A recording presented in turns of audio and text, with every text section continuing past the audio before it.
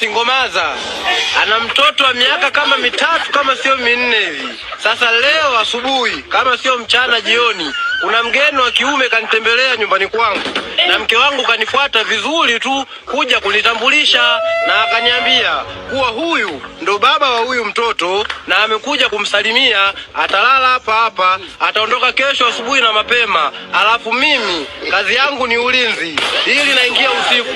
Sasa ndo najiuliza niende kazini ama nibaki tu kibarua kiote nyasi ailiki mpaka ichemke? Si nimeshanunua utumbo? Nilikuwa naomba ushauri sasa, kwa sababu paka haelewi kama hawatapasha viporo. Mimi nimeoa Singomaza ana mtoto wa miaka kama mitatu kama sio minne hivi. Sasa leo asubuhi kama sio mchana jioni, kuna mgeni wa kiume kanitembelea nyumbani kwangu, na mke wangu kanifuata vizuri tu kuja kunitambulisha, na akaniambia kuwa huyu ndo baba wa huyu mtoto na amekuja kumsalimia, atalala hapa hapa, ataondoka